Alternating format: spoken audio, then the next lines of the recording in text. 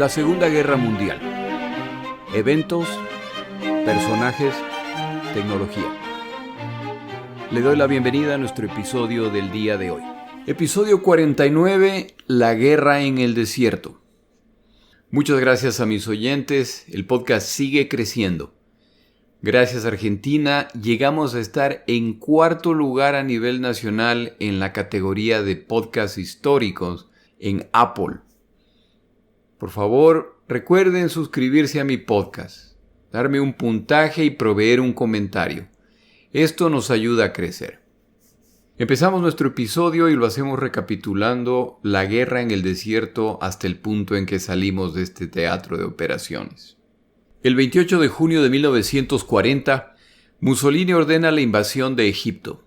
Para poner esta fecha en contexto, los franceses acaban de capitular. La evacuación de Dunkerque ha sucedido hace menos de un mes y la Fuerza Expedicionaria Británica está de regreso en las islas tras haber abandonado más del 70% de su equipo de combate. Mussolini confía en que con todos los temas pendientes que tienen los británicos, esta será una conquista sencilla, ya que tropas italianas llevan años invadiendo África. En este caso, el ataque se lanzará desde Libia, donde tienen casi el triple del número de tropas que tienen los británicos. La idea es sencilla. En palabras de Mussolini, necesita unos cuantos miles de muertos para asegurarse que tendrá un sitio en la mesa de negociaciones cuando empiece la repartición una vez que los británicos sean derrotados. Y como la alianza Berlín-Tokio-Roma consistentemente ha mostrado que cada miembro protege sus propios intereses, esa oportunidad no se puede dejar pasar. Les toma a los italianos 3 meses finalmente iniciar esta campaña. Para este momento, los británicos, a través de Ultra, ya saben que la potencial invasión de las islas británicas de parte de los alemanes ha sido postergada para el año siguiente. Por lo que Churchill ordena a sus comandantes que preparen operaciones contra los italianos. Aunque a los italianos inicialmente les va bien y avanzan dentro de Egipto, una vez que sus líneas de apoyo logístico llegan al límite, los británicos contraatacan. Lanzan una ofensiva limitada con el fin de probar las defensas italianas. Pero el resultado de este ataque es tan exitoso que lo continúan y los italianos empiezan una retirada desordenada en que miles de sus soldados son capturados. La campaña italiana en África se está transformando en un desastre, tal como la campaña italiana en Grecia. Y ahora el riesgo no es solamente que los italianos no logren conquistar Egipto, sino que pierdan Libia a manos de los británicos, lo que pone a Túnez, Argelia y Marruecos al alcance de los británicos, y no está claro cómo reaccionarán las tropas del Estado títere de Francia Vichy al enfrentar a los británicos. Es importante que recuerde que en este punto de la guerra, los británicos pelean solos contra alemanes e italianos. Estadounidenses y soviéticos no han entrado al conflicto todavía en 1940. En este contraataque, los británicos ya ingresan a Libia y capturan la ciudad de Tobruk, puerto costero crucial en Libia. El tremendo éxito que están alcanzando los británicos es saboteado entonces por su propio primer ministro, Winston Churchill, quien decide que, como los griegos están en riesgo de ser derrotados por los alemanes que ahora han entrado al conflicto, equipo y personal que está participando en la campaña en Egipto debe ser enviado ahora a Grecia. Wavell, el comandante a cargo de las operaciones en Egipto, protesta. Los limitados recursos británicos en Egipto serán incapaces de detener a los alemanes en Grecia. El resultado será en cambio el debilitamiento de este frente, lo que pone en riesgo a los dos frentes. Este comentario atrae la indignación de Churchill. Al final, se hace lo que Churchill dijo, pero el tiempo muestra que el comandante Wavell estaba en lo correcto y que esta fue una pobre decisión estratégica de Churchill. Al mejor estilo de Churchill, él nunca admitirá que este fue un error. Hitler ve desde la distancia lo que está ocurriendo y decide que no se debe permitir que los italianos sean derrotados. Las pérdidas territoriales en África resultarán en la pérdida del control del Mediterráneo y el crítico acceso a través del Canal de Suez. Por otro lado, el control del norte de África provee a los aliados puntos de ataque posibles a Europa, en particular a Italia, que obviamente sería el punto de entrada al continente que los británicos buscarían explotar. El alto mando militar alemán decide enviar una fuerza para apoyar a los italianos. Erwin Rommel es enviado a África con instrucciones de pelear una guerra defensiva. Su tarea es reforzar a los italianos para detener el avance británico. Rommel, sin embargo, tiene planes distintos. La mejor defensa es una buena ofensiva. A pesar de tener fuerzas menores que las británicas, Rommel inicia contraataques que toman por sorpresa a los británicos. Ahora son los británicos los que van en retirada. A pesar del exitoso avance de Rommel, no están recibiendo el equipo y las tropas de refuerzo que necesita para intentar derrotar completamente a los británicos y apoderarse de Egipto. Las razones por las cuales Hitler no está enviando equipo y tropas a esta zona se vuelve evidente en junio de 1941, cuando los alemanes inician la Operación Barbarroja, la invasión de la Unión Soviética. Durante los meses siguientes, Churchill envía refuerzos al norte de África. Cambia de comandante para la región en preparación para el lanzamiento de la Operación Cruzado. Al nuevo comandante británico, Claude Auchinleck, se le asigna la tarea de derrotar al aparentemente invencible Rommel. Auchinleck, que tiene como tarea la supervisión de África y del Medio Oriente, nombra como comandante de esta campaña a Alan Gordon Cunningham, quien tiene entre sus credenciales haber derrotado recientemente a los italianos en las campañas en el este de África. La primera tarea de Cunningham es la Operación Cruzado, el contraataque británico más grande hasta el momento, con el objetivo de hacer retroceder a Rommel y liberar la presión sobre Tobruk, acosada por alemanes e italianos desde abril. La operación arranca el 18 de noviembre y avanza con pocos obstáculos. Los británicos empiezan a cerrar el círculo alrededor de las fuerzas alemanas. Rommel, sin embargo, se da cuenta del movimiento británico, contraataca y, a pesar de su inferioridad numérica y de equipo, pronto pone en retirada a los británicos. En este punto suspendimos el relato de la guerra en África. El general Erwin Rommel combate en la Primera Guerra Mundial y, como consecuencia de esta experiencia, escribe un manual de combate de blindados, el cual atrae la atención de Adolfo Hitler. Esto inicia su rápidamente ascendente carrera militar. Durante la Primera Guerra Mundial, Rommel lleva un diario de las operaciones en las que participa con el objetivo de escribir un libro respecto a esta guerra. Cuando la guerra finalmente termina y Rommel intenta escribir su libro, se da cuenta de que las notas que tomó tienen múltiples vacíos, por lo que no tiene el material suficiente para hacerlo. Como no podía ir a Google para buscar información, al final no escribe su libro. Cuando arranca la Segunda Guerra Mundial, ahora ya en una posición de comandante, decide que esta vez sí escribirá la historia de esta guerra, pero no cometerá el mismo error que en la guerra previa. Llevará un detallado diario, se asegurará de contar con fotografías de los eventos, las cuales tomará él mismo, dibujará mapas y reunirá documentos de apoyo para sus materiales. El general Rommel nunca escribirá este libro respecto a la Segunda Guerra Mundial, ya que no sobrevivirá a esta guerra, pero su muerte no se produce en el campo de batalla. Y las circunstancias en que ocurre hacen que su familia busque a toda costa proteger estas notas y documentos, los cuales están en riesgo de ser destruidos. El libro Los documentos de Rommel, The Rommel Papers, son el resultado del esfuerzo de su esposa y su hijo para proteger estos documentos y presentar los detalles al mundo. El episodio del día de hoy es parcialmente tomado de este libro. Regresamos a los eventos de la guerra en el desierto. Este teatro de operaciones es visto como un escenario secundario por Hitler.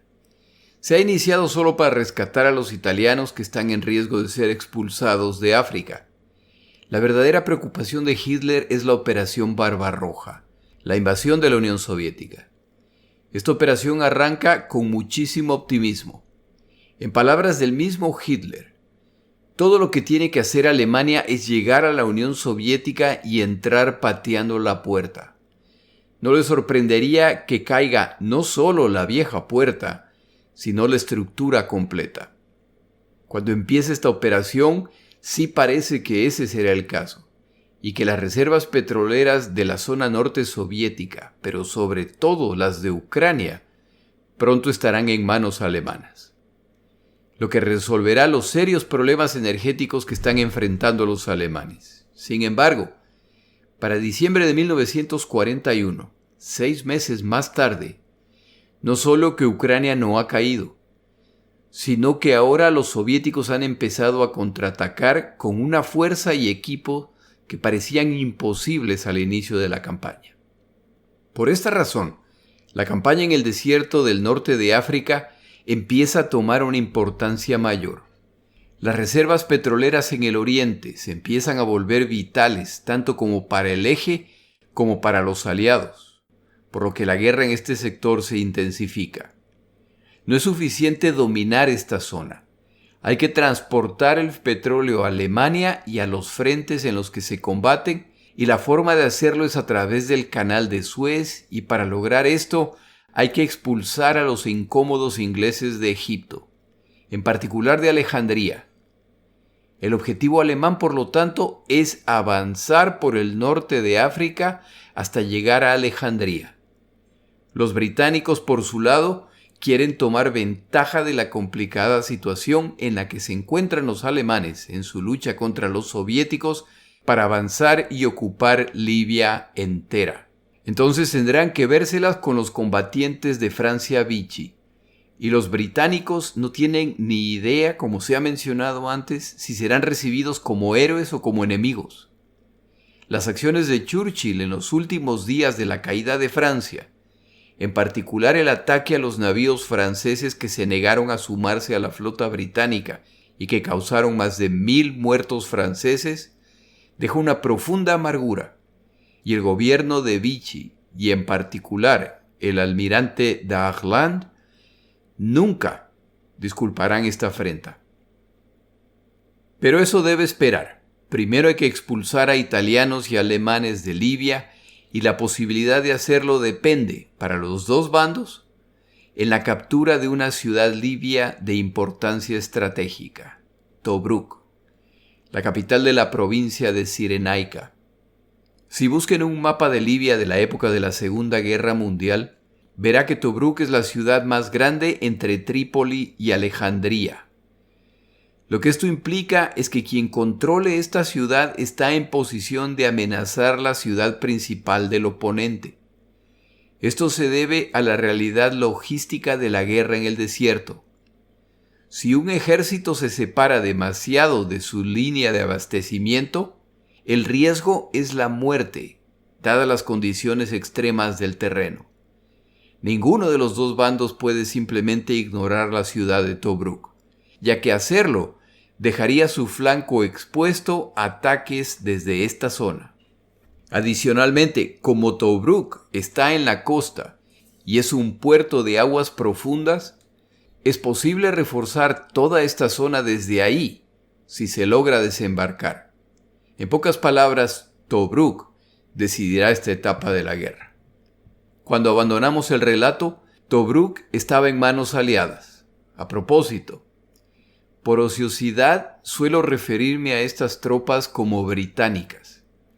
Esto es injusto, ya que principalmente australianos, neozelandeses e indios peleaban junto a los británicos, por lo que esta es una fuerza multinacional.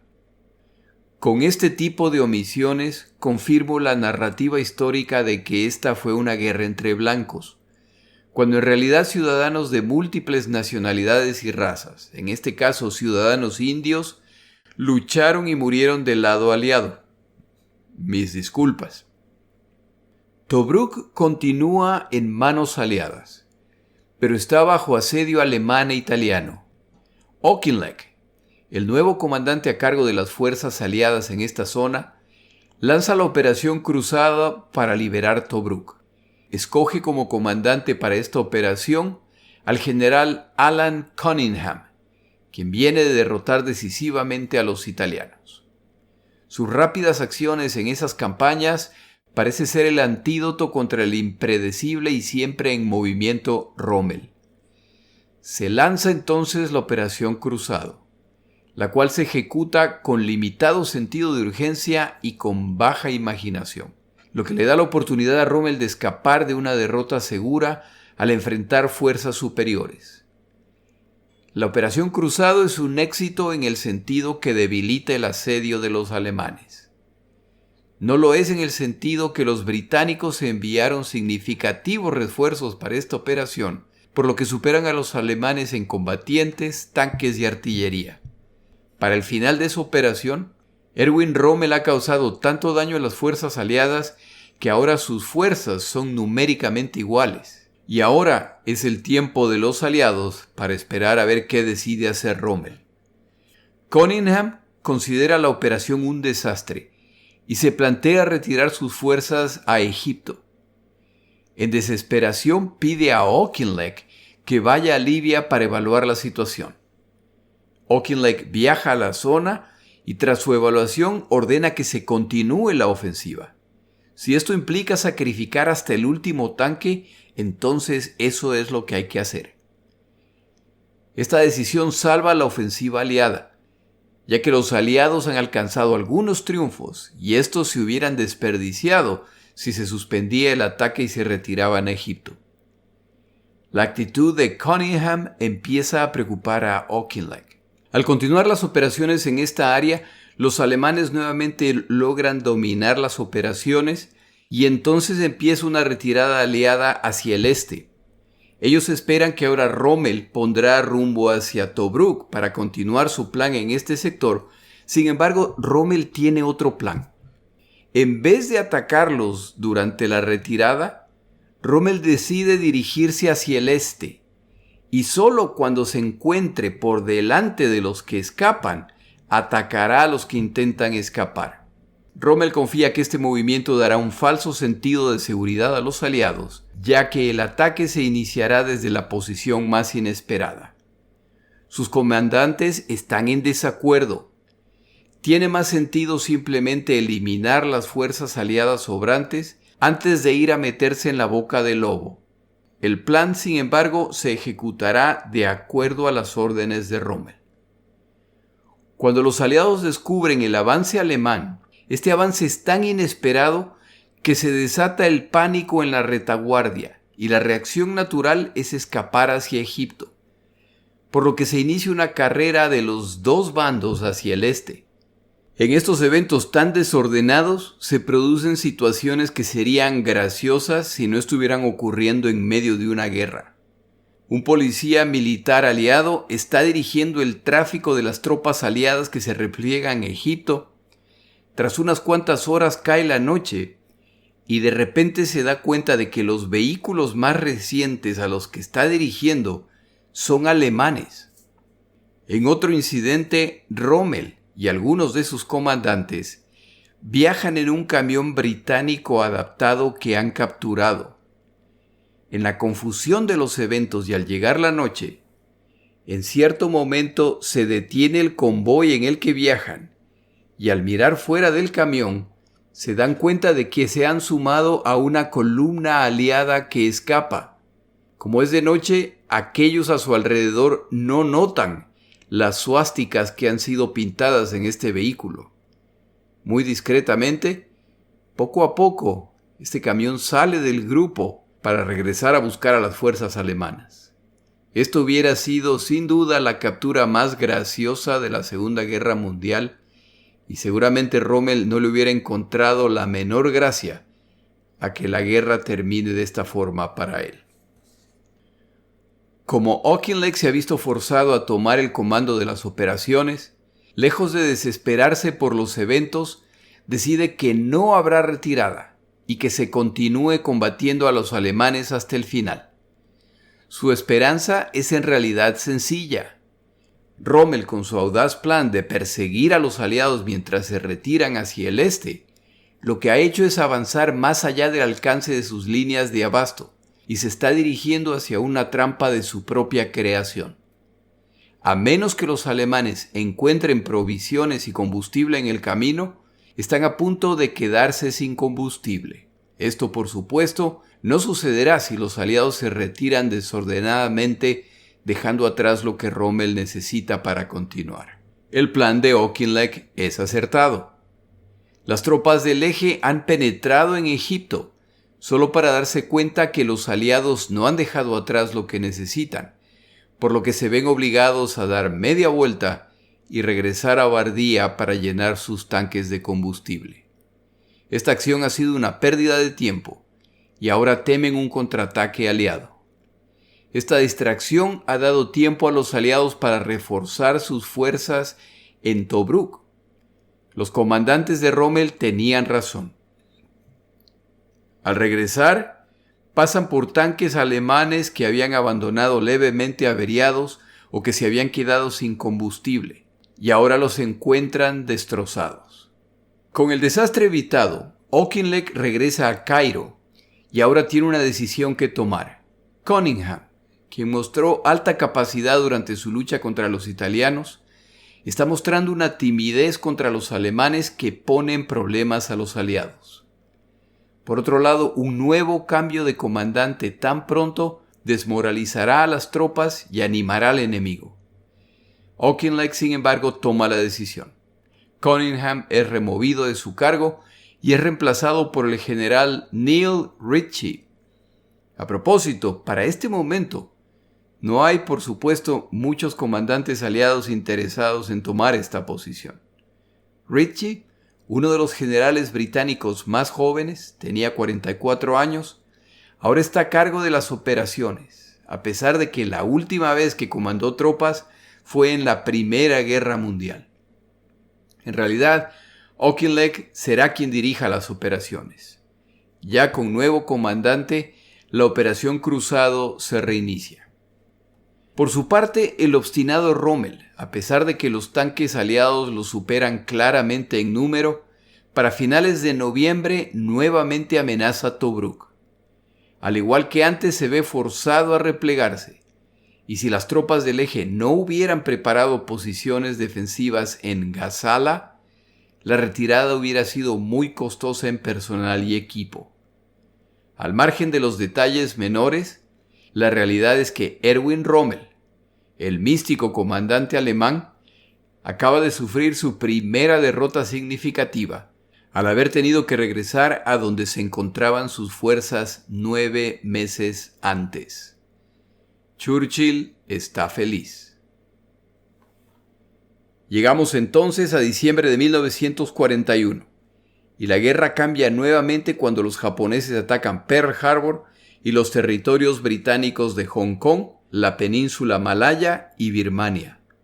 Auchinleck, tal como Wavell antes de él, está a punto de perder parte de sus fuerzas que se necesitan en esta zona cuando equipo y tropas destinadas para el norte de África ahora se desvían hacia el Pacífico. Para colmo, en este momento los italianos lanzan una audaz operación de fuerzas especiales que cambiará aún más el balance del poder en esta zona. Antes de hablar de esos eventos, tomamos una pausa.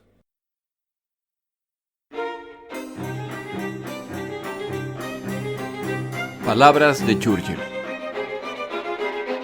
La campaña en el norte de África es central para los británicos en 1942, sobre todo considerando las derrotas en seguidilla que vienen acumulando desde diciembre en distintos lugares del planeta. Este teatro de operaciones es resumido, sin embargo, en una frase de Churchill al ser preguntado respecto a las prioridades de estrategias. Rommel, Rommel, Rommel. Ya nada importa. Solo derrotar a Rommel.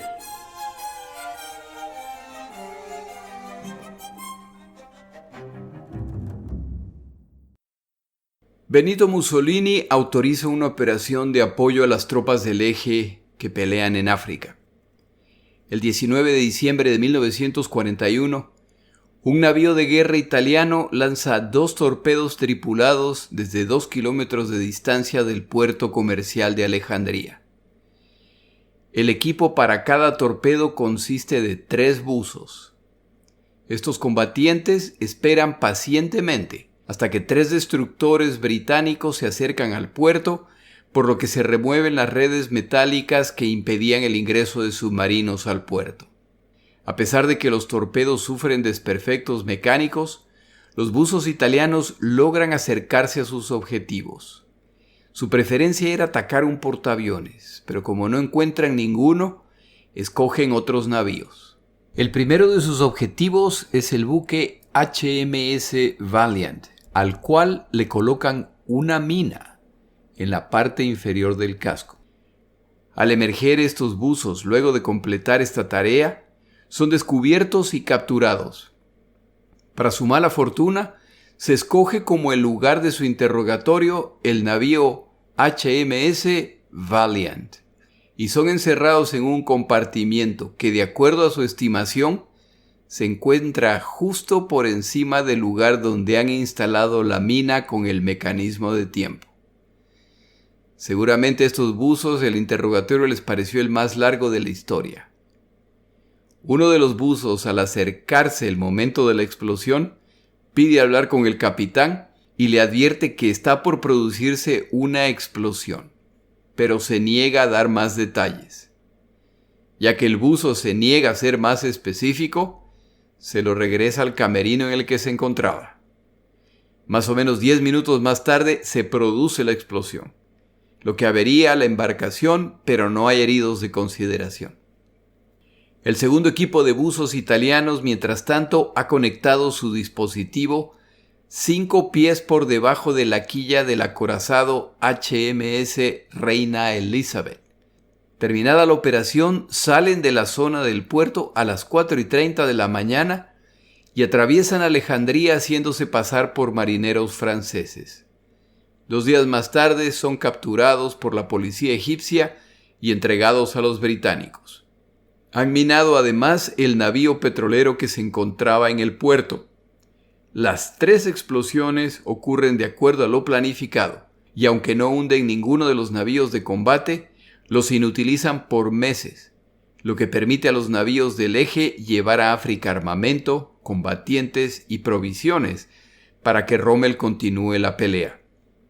La marina italiana se ha enfrentado con la británica y han alcanzado un claro triunfo. Luego del final de la guerra, estos buzos serán condecorados como héroes de Italia.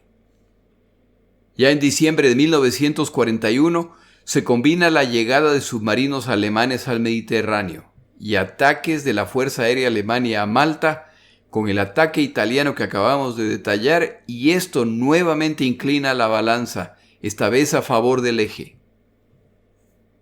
Para enero, Rommel recibe tanques y combustible. Con este equipo adicional empieza a atacar posiciones británicas y lo hace con tanto éxito que su ofensiva sigue creciendo mientras los aliados continúan la retirada. Rommel captura Benghazi y en su apuro por escapar, los aliados no destruyen el equipo que abandonan y ahora Rommel suma a su arsenal más de 1000 camiones y grandes cantidades de provisiones. Esto le permite ampliar la ofensiva y para febrero ya han recuperado buena parte de la provincia de Cyrenaica. El flamante comandante aliado Ricci está mostrando falencias iguales o peores que las de su predecesor. Auchinleck se ve obligado a enviar a uno de los comandantes de su confianza a evaluar la situación y el resultado es poco halagador. Ricci carece de la flexibilidad para la tarea y de la imaginación para enfrentar a Rommel. Auchinleck esta vez vacila y no remueve a Ricci. Un segundo reemplazo de comandante en tan poco tiempo sería terrible para la moral de las tropas. Los dos bandos se retiran a sus posiciones, siembran minas y toman una pausa por unos meses. La situación por lo pronto permanece estable. Para mayo, los aliados han creado una serie de cajas de defensa. Estas son posiciones en el desierto en las que toman áreas abiertas de desierto, siembran minas alrededor de ellas, se las protege con alambres de púas, se cavan trincheras, se les provee de artillería y provisiones para una semana. Entre estas cajas se movilizan los tanques británicos en patrullas que buscan detener incursiones de los Panzers de Rommel. La preocupación aliada es justificada.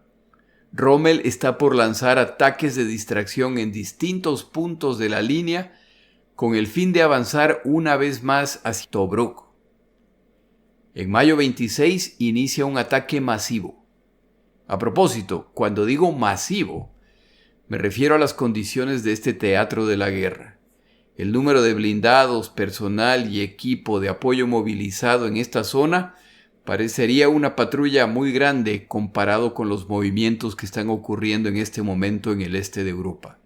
El objetivo de este ataque es enfrentar una de las cajas creadas por los aliados. Se asignará un cierto número de tropas a mantener la batalla en este punto, mientras la mayor parte de las fuerzas y blindados inician un movimiento de pinza para rodear las otras cajas hacia el norte, atacándolas desde la retaguardia. La operación avanza bien para las tropas del eje, hasta que descubren que los aliados han recibido un nuevo tipo de tanque estadounidense, el Grant, el cual está equipado con un cañón capaz de penetrar el blindaje alemán. Para esa misma noche, Rommel ha perdido una tercera parte de sus tanques, principalmente a manos de los nuevos Grant. Al fallar esta operación, ahora las fuerzas alemanas se encuentran detrás de las cajas aliadas, en medio de campos minados, con tanques aliados seguramente en camino y con su línea de reaprovisionamiento bloqueada. Es hora de que Ritchie ordene el ataque definitivo y las fuerzas de Rommel sufrirán pérdidas considerables. Ritchie, sin embargo, inicia el proceso de decisión con sus comandantes para evaluar distintas opciones y 2 días más tarde siguen deliberando hasta que se enteran que Rommel ha reagrupado sus fuerzas, ha regresado por donde vino, en el proceso destrozando la caja que antes se le había resistido. Esto le ha permitido conectarse con su línea de abasto y ahora con nuevas reservas pone rumbo hacia otras cajas. En el proceso, los aliados pierden 100 tanques, un regimiento de infantería, 3.000 soldados aliados son capturados y una de las cajas ya no existe. Ahora tienen un hueco en el frente de defensa. Como el plan de Rommel es Tobruk, los aliados asumen que se va a dirigir hacia las cajas al norte. Rommel hace lo contrario, gira hacia el sur, a enfrentar las cajas en ese sector. La caja en esta zona es defendida por franceses libres, militares franceses que en vez de vivir bajo ocupación alemana o bajo las órdenes del gobierno de Francia Vichy, abandonaron Francia para luchar con las fuerzas aliadas. En opinión de Rommel, derrotar a estos combatientes no puede tomar más de 24 horas. Una semana más tarde, siguen intentando derrotarlos. Estos combatientes franceses han decidido vender caro el pellejo. Tomó más de 1.000 incursiones de la Fuerza Aérea Alemana para finalmente derrotar a los franceses. Durante el proceso, Rommel 3 veces les da la opción de rendirse. 3 veces su oferta es rechazada. Ritchie decide que es hora de evacuar estas fuerzas, lo que se realiza en la noche del 10 de junio, cuando a estos combatientes ya se les acababa la comida y la munición. Escapan de su posición en medio de la noche combatiendo contra las tropas del eje que los rodean. A la mañana siguiente, cuando las tropas del eje ingresan a este fuerte, solo encuentran combatientes heridos y equipo abandonado y destruido. Con esta posición eliminada, Rommel una vez más pone rumbo hacia el norte. Ataca las cajas en su camino y su rápido avance, combinado con la ineptitud de Ritchie, Ahora lo pone rumbo a Tobruk y en el proceso elimina la ventaja numérica que tenían los aliados. Una vez más les está dando una lección en combate blindado. Entre los eventos descritos y los cambios en la guerra a nivel global, las defensas aliadas en Tobruk ya no tienen la misma fortaleza que en intentos anteriores. De hecho, Auchinleck ya había decidido que no habría más defensas a ultranza de esta ciudad. Para este momento, Tobruk es defendido principalmente por fuerzas sudafricanas al mando del general H.B. Klopper, quien cuenta con 35.000 efectivos. Los planes de defensa además han cambiado tantas veces y Klopper ha recibido instrucciones tan contradictorias que no está claro si debe prepararse para la defensa o para la evacuación. Auchinleck no le está dando instrucciones claras. Le llega en este momento a Auchinleck un telegrama de Churchill que simplemente dice: «Imagino que nadie está considerando la opción de abandonar Tobruk». Tras el intercambio de unos cuantos telegramas, queda claro que esta no es simplemente una pregunta de Churchill, y se inician los preparativos para la defensa de Tobruk. La línea de defensa alrededor de la ciudad intenta detener a los blindados de Rommel, pero sufren graves pérdidas y Ritchie autoriza el repliegue de estas fuerzas, no hacia Tobruk, sino hacia Egipto. Tobruk está bajo sitio una vez más. Rommel anima a sus tropas. Esta ciudad es para nosotros el símbolo de la resistencia británica. Es hora de eliminarla definitivamente. Alemanes e italianos se lanzan al ataque, acompañados por 150 bombarderos alemanes. A los bombardeos desde el aire se suma la artillería alemana.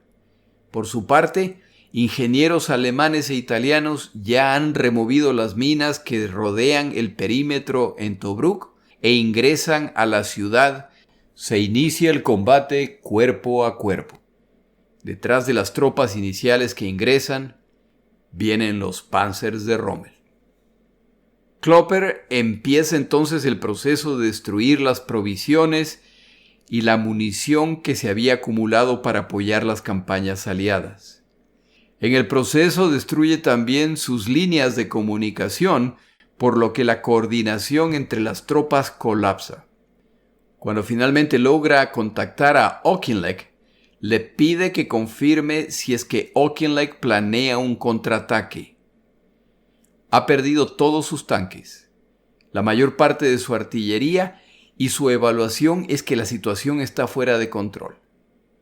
La respuesta que recibe de Auchinleck es: «Como no estoy al tanto de la situación táctica, me veo obligado a dejar la decisión respecto a la capitulación en tus manos». Para el momento de estos eventos, Winston Churchill se encuentra en los Estados Unidos de América en reuniones con Franklin Roosevelt. En cierto momento de la reunión, le entregan un telegrama al presidente Roosevelt, quien lo lee y se lo pasa a Churchill sin decir una palabra. Churchill lo lee y el impacto de la noticia se nota claramente en su cara. Tobruk ha caído. En sus memorias, Churchill recordaba: «No intenté esconder el impacto de las noticias recibidas.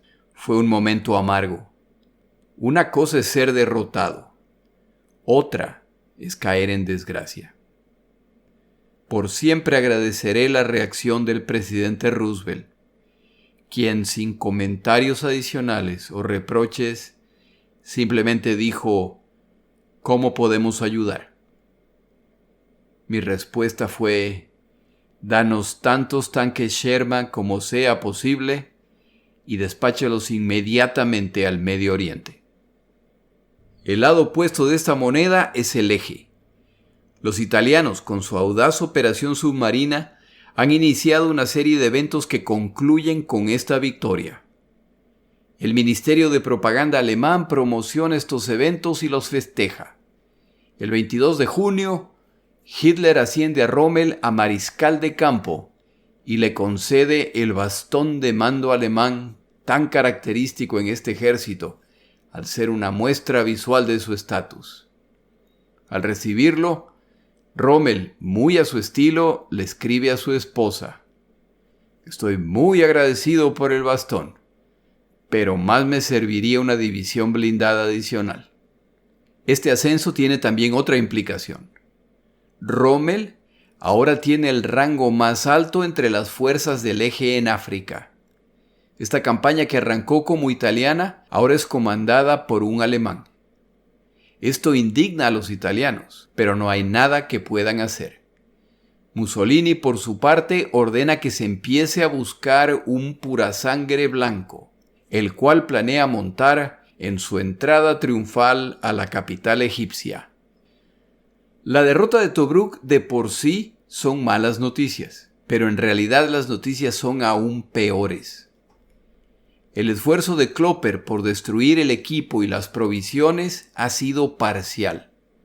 Al ingresar al fuerte, italianos y alemanes encuentran al menos 30 tanques británicos en perfecto estado, casi 2.000 vehículos de distintos tipos, combustible suficiente para sus blindados y vehículos de apoyo, y munición y suministros suficientes para continuar su campaña inmediatamente. En 24 horas, Rommel ha recibido el apoyo y las provisiones que tanto necesitaba, cortesía de los aliados. Los aliados son expulsados de Libia y ahora viene el avance del Eje hacia Egipto. Los oficiales italianos reciben órdenes de detener el avance en este frente.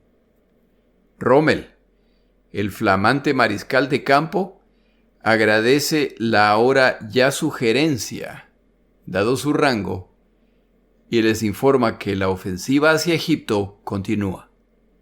A la audacia natural de Rommel se suma una comunicación de inteligencia estadounidense interceptada por los servicios de inteligencia alemanes. En esta comunicación, el agregado militar estadounidense en Egipto confesaba con preocupación: si Rommel planea conquistar Egipto, este es el momento para hacerlo. Con Egipto en peligro, esta área del conflicto ahora se vuelve central. Si logran controlar el Mediterráneo, si logran llegar al Medio Oriente, los alemanes se han acercado a resolver su crisis energética a través del acceso al petróleo de estas zonas. Eso no solamente arregla su problema energético, sino que causa un problema a los aliados al ya no disponer de ese petróleo. La crisis, por lo tanto, no es solo militar, sino política. Gran Bretaña se empieza a preguntar si Winston Churchill es el líder correcto para esta guerra, y su posición como primer ministro será desafiada. De regreso a África, Rommel alaba el valor de los combatientes aliados derrotados. Frente a un grupo de oficiales aliados capturados, declara: «Caballeros, para ustedes, la guerra ha terminado. Lucharon como leones. Desafortunadamente para ustedes, fueron liderados por asnos». Los eventos descritos hoy nos ponen cronológicamente en un punto aproximado a la batalla de Midway en el Pacífico. En nuestro siguiente episodio regresamos al Pacífico. Tras la derrota de Midway, los japoneses se ven forzados a cambiar su estrategia. Para hacerlo, deben asegurar un punto clave que pasará a la historia militar: Guadalcanal. Mi nombre es Jorge Rodríguez. Gracias por acompañarme.